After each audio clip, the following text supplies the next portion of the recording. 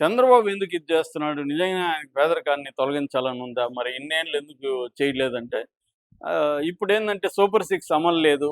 అమలు లేదు కాబట్టి ఇంకేదో పథకంతో నేను పేద ప్రజలను ఆదుకుంటున్నాను అన్న ఒక ఇది కల్పించాలి అనేది ఆయనకున్న ప్లాను. అది కూడా ఏం తప్పులేదు. పొలిటికల్ పార్టీలు ప్రజల్ని ఎప్పటికప్పుడు ఓటు బ్యాంక్‌గా చూసి తాము చేయాలనుకుంటారు. సైడ్ ఎఫెక్ట్‌గా మంచిది జరగాలి. ఇప్పుడు రాజశేఖర్ రెడ్డి 2 పెద్ద పథకాలున్నాయి. Fee reimbursement, Aarogyasri. ఈ 2 గూడా ఆయన ప్రజల కోసం తేలేదన్న విమర్శ ఉంది. ఫీజు రీయింబర్స్‌మెంట్ ఏమో ప్రైవేట్ కాలేజీల కోసం, ఆరోగ్యశ్రీ ఏమో ప్రైవేట్ హాస్పిటల్ కోసం.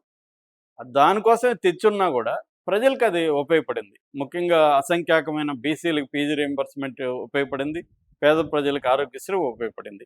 అలాగా రాజకీయ నాయకులు తమ స్వార్థం కోసం కొన్ని పథకాలు ప్రవేశపెట్టినా సైడ్ ఎఫెక్ట్‌గా ప్రజలకి కూడా హెల్ప్ అవుతుందా లేదనేది ఇంపార్టెంట్. హెల్ప్ అయితే దాన్ని ఖచ్చితంగా మనం సపోర్ట్ జేయాలి. సో, ఇది మామూలుగా అయితే సపోర్ట్ జేయాల్సిన పథకమే. కానీ ఈయనేమంటున్నాడు, రాధాకృష్ణ అంటే ఇది ఒక చెత్త పథకం అని మొదలుపెట్టాడు. పిచ్చి పథకం, అసలు ఈ పిచ్చి సలహా ఆయనకి ఎవరిచ్చారో వాడి అడ్రస్ దొరికితే బాగున్ను అన్నట్టుగా ఆయన మాట్లాడాడు. ఎక్స్‌ట్రీమ్‌కెళ్ళిపోతాడు. మామూలుగా ఏది చెప్పినా రాధాకృష్ణ ఎట్లా బ్యాలెన్స్ ఉండదు ఆయనది. ఒక చెప్పదలుచుకుంటే పొగడదలుచుకుంటే ఇంకెత్తేస్తాడు ఆకాశానికి. కింద పడేయాలంటే ఇంకెక్కడ మధ్యలో ఎక్కడ హాల్ట్ ఉండదు. పాతాళానికి తొక్కేస్తాడు. అలాగా దీంట్లో చంద్రబాబు కంప్లీట్‌గా మ్యాడ్ ఫెలో. మామూలుగా అంటాం కదా! వీడికేమన్నా పిచ్చి పట్టిందా, మైండ్ దొబ్బిందా అని అంటారు కదా! అలాగా మాట్లాడాడు. ఆ టోన్‌లో మాట్లాడాడు ఈయన. దాన్ని ఇంకా హిస్టరీలోకి కూడా వెళ్ళాడు. గతంలో కూడా ఇతనికి కీర్తి కండూతితో 99 నుంచి 2004 వరకు కూడా ఈయన రియల్ టైమ్ గవర్నెన్స్ అని అది ఇదని సీఈఓ అని ఇవన్నీ చేశాడు. ఆయన కీర్తి కండుతుందనే మాట కూడా వాడాడు. సో, అవన్నీ చేసి ఇప్పుడు ఈ పథకం కింద ఆయన చెప్పే ఇబ్బందులేందంటే, ఇది ఏందంటే ఫూలిష్ పని. బలవంతంగా ఎవడైనా హెల్ప్ చేస్తానంటే చేయమని అడగాలిదానా? నువ్వు బలవంతంగా వాడికి లిస్ట్‌లో ఏసి నువ్వు జేయాలి హెల్ప్ అని వాడినంటే వాడికి కాలుతుంది. ఆల్రెడీ సీఎస్ఆర్ పథకం ఉంది. సీఎస్ఆర్ అనేది కంపెనీలకి ప్రాఫిట్‌లో 2% ప్రజలకు చేయాలని. అదే ఎంత ఫ్రాడ్‌లో నడుస్తుందో అందరికి తెలుసు. సీఎస్ఆర్ పేరుతో వాళ్ళ ఆస్తులు కాపాడుకోవడానికి, ఆస్తులు కొట్టేయడానికి గవర్నమెంట్ నుంచి ఎన్‌జీఓలు పెట్టుకొని చాలా అక్రమాలు జరుగుతున్నాయనేది అందరికి తెలుసు. అటువంటిది ఇప్పుడు ఇది చేయడం వల్ల ఏమవుతుందంటే చెంపదెబ్బ, గోడ దెబ్బ అని ఒక పదం వాడాడు ఈయన కాన్సెప్ట్. ఒకటి, నువ్వు ఒక ఊర్లో 4 ఫ్యామిలీని దీని కింద సెలెక్ట్ చేస్తావు. ఆల్రెడీ వాళ్ళకి పథకాలన్నీ వస్తుంటాయి. మళ్ళీ నువ్వు దీని కింద వాళ్ళకి అన్నీ ఇస్తా ఉంటే మిగతా ఫ్యామిలీలకి కాలుతుంది కదా చంద్రబాబు మీద.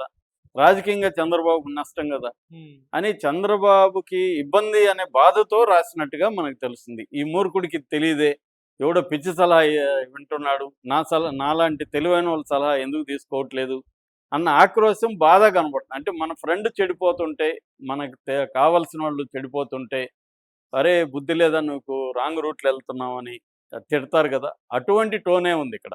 ఒక శత్రుపూరితంగా లేదు ఇక్కడ. అది కూడా అర్థం చేసుకోవాలి.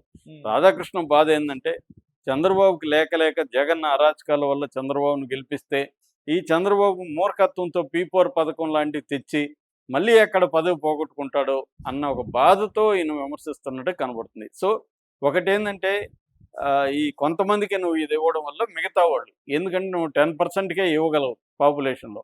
90% నీకు యాంటీ అవుతారు అనేది ఈయన లాజిక్. రెండవ లాజిక్ ఏందంటే ఈ లబ్ధిదారుల ఎన్నికలో ఆల్రెడీ 26% అనర్హులని తేలింది అంటున్నాడు. అది ఇంకా డీప్‌గా వెళ్తే ఇంకా ఎక్కువ తేలుతుంది అంటున్నాడు. సో, ఎవరు లబ్ధి ఇప్పుడు విలేజ్‌లో తెలుగుదేశం వాళ్ళు వాళ్ళకి నచ్చిన వాళ్ళని వీళ్ళని పెట్టేస్తారు ఈ పథకంలో. సో, అప్పుడు వాడు నిజమైన లబ్ధిదారుడు కాదు. నిజమైన లబ్ధిదారుడికి ఇది అందదు. అనర్హులకి అందుతుంది అనేది ఒక యాంగిల్. రెండోది ఈ మార్గదర్శుల్లో బాగా డబ్బున్న వాళ్ళని పెడితే పర్లేదు గానీ, ఎవడెవడినో టీచర్లని, లోకల్‌గా ఉండే వ్యాపారస్తుల్ని వాళ్ళంతా బలవంతంగా పెడితే వాళ్ళకి కోపమొస్తుంది. సో, ఇది అందుకనే గోడ దెబ్బ, చెంప దెబ్బ అన్నాడు. అంటే అటు పారిశ్రామికవేత్తలు, డబ్బున్నోళ్ళు ఇతనికి యాంటీగా మారతారు. ఇటు పేద ప్రజలు కూడా చంద్రబాబుకి యాంటీగా మారతారు. ఇది రాజకీయంగా చంద్రబాబుకి అతి పెద్ద దెబ్బ తగులుతుంది అన్న యాంగిల్‌లో ఆయన విశ్లేషించుకుంటా వచ్చాడు డీటెయిల్‌గా. నేనిప్పుడు ఆ డీటెయిల్‌గా పోవట్లేదు, టైం లేదు మనకి. ప్రధానంగా ఆయన చెప్పిందేందంటే, ఇది పనికిరాని పథకం. ఎవరైనా హెల్ప్ చేయాలనుకుంటే వాళ్ళు ఆల్రెడీ ఎప్పటినుంచో చేసేవాళ్ళు చేస్తూనే ఉన్నారు. హెల్ప్ చేస్తున్నారు. నిజమైన దాతలు చేయాలనుకున్నోళ్ళు చేస్తారు. గవర్నమెంట్ ఏమి అడుక్కోవాలని పనిలే వాళ్ళని. వాళ్ళు చేస్తారు. కానీ చంద్రబాబు దీనికోసం యంత్రాంగాన్ని అంతా పెట్టి కలెక్టర్లకి, కింది స్థాయి ఆర్డీఓలకి, ఎంఆర్ఓలకి టార్గెట్లు పెట్టి మీరు సెలెక్ట్ చేయండి. ఈ పథకం కింద అన్నిటిని అందరినీ ఇన్వాల్వ్ చేసేస్తారు. అసలు చేయాల్సిందంటే ఇంకొక ఇది కూడా ఆయన చెప్పిందంటే, ఈ ఎమ్మెల్యేలు చాలామంది భయంకరమైన అరాచకాలు చేస్తున్నారు. ఏ ప్రభుత్వంలో ఏ పని కావాలన్నా ముందు ఎమ్మెల్యే దగ్గరికి పోవాలా. ఒక పోలీస్ స్టేషన్‌లో కంప్లెయింట్ ఇవ్వాలంటే ముందు ఎమ్మెల్యే రికమెండేషన్ కావాలి. ఏదన్నా ఒక చిన్న పనికి అప్లికేషన్ ఎంఆర్ఓ ఆఫీస్‌లో అప్లికేషన్ పెట్టుకోవాలి. ఒక ల్యాండ్ రిజిస్ట్రేషను, ఒక హౌసు సేలో ఉంటే కూడా ముందు ఎమ్మెల్యేకి ఎళ్లి వాడి వాటా ఇస్తేనే ఇక్కడ పనులు జరుగుతున్నాయి. దీనిని కట్ చేయాలి చంద్రబాబు. ఇది వదిలేసి P4 లాంటి ఒక పిచ్చి పథకాన్ని, అంటే ఎవరో రాశారు. ఈ P5 అని ఈయన ఉద్దేశం. 5 వచ్చి పిచ్చి అనమాట. P5 అంటే పిచ్చి కూడా. ప్రజలు అదే పబ్లిక్కు, ప్రైవేటు, పీపులు పిచ్చి పార్ట్నర్‌షిప్ అని ఈయన ఉద్దేశం కాబోలని రాశాడు. ఎందుకంటే ఆయన భాష అదే అనమాట. ఈ పిచ్చి పథకాన్ని ఎవడిచ్చాడు ఈయనకని. సో ఎవడి మాట విని ఇట్లాంటివి చేస్తాడు. ఇంతకుముందు కూడా రాగానే అన్నాడు. అంటే జనాలకి పనికిరాని, జనాలకి అవసరం లేనిది ఏదో ఒకటి పెట్టుకొని దాని చుట్టూ చంద్రబాబు చేస్తుంటాడు. ఇది చంద్రబాబు పెద్ద దెబ్బ అన్న యాంగిల్‌లో రాశాడు. ఖచ్చితంగా ఈయన చెప్పిన దాంట్లో లాజిక్‌లు అయితే ఉన్నాయి. గ్రౌండ్ లెవెల్‌లో ఎందుకంటే ఒక ఐడియా కాగితం మీద బాగానే ఉంటుంది. థియరాటికల్‌గా బాగానే ఉంటుంది. ఇంప్లిమెంటేషనే కదా ఇంపార్టెంట్. దాంట్లో ఈయన చెప్పిందంతా లాజికల్‌గా అయితే ఉన్నాయి. మరి చంద్రబాబు దీన్ని మార్చుకోండి, పక్కన పెట్టేస్తే మేలని కూడా ఆయన సలహా ఇచ్చాడు. ఈ పథకాన్నే పక్కన పడేయమన్నాడు చంద్రబాబుని. కానీ చంద్రబాబు పడేస్తే ఉద్దేశంలో లేడు. నేను పేదరికాన్ని 2029 నాటికి తొలగిస్తానని నిన్న కూడా ఆయన అనౌన్స్ చేశాడు. అదైతే సాధ్యం కాదు. పేదరికాన్ని ఈ పద్ధతిలో 2029 నాటికి, అంటే ఇంకెంత ఉంది 4 ఏళ్ళు. 4 ఏళ్లలో నేను తొలగిస్తానంటే ఎవడు కూడా నమ్మడు. ఎందుకంటే అంత ఈజీ కాదు. అంత ఈజీ అయితే ఎప్పుడో తొలగిపోయి ఉండేది పేదరికం. కాబట్టి అది అంత ఈజీ అయితే కాదు. అది అందరికి కూడా తెలుసు. సో చంద్రబాబు మోసం చేస్తున్నాడనే యాంగిల్‌లో ఇప్పుడు ఈయన, అంటే ఆయన మోసపోయి ప్రజలను మోసగిస్తా ఉన్నాడు.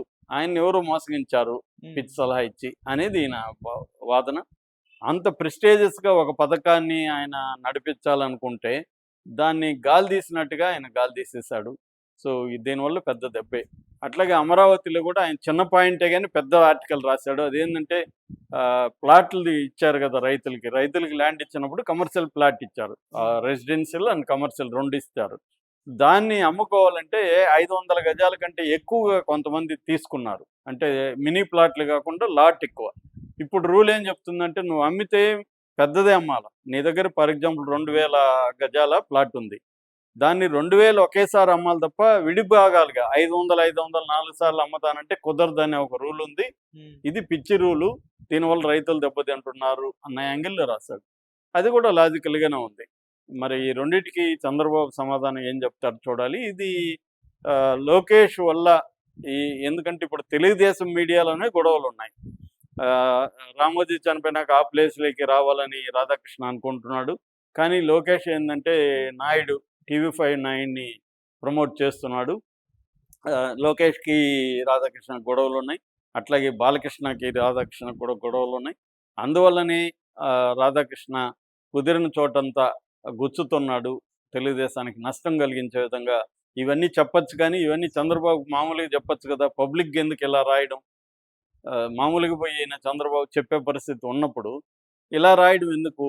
దీని వెనక రాధాకృష్ణ ప్రయోజనాలు ఉన్నాయి అనేది కొంతమంది అభిప్రాయం. మరి అది మనకైతే తెలీదు. ఏం జరుగుతుందనేది చూడాలి రియాక్షన్.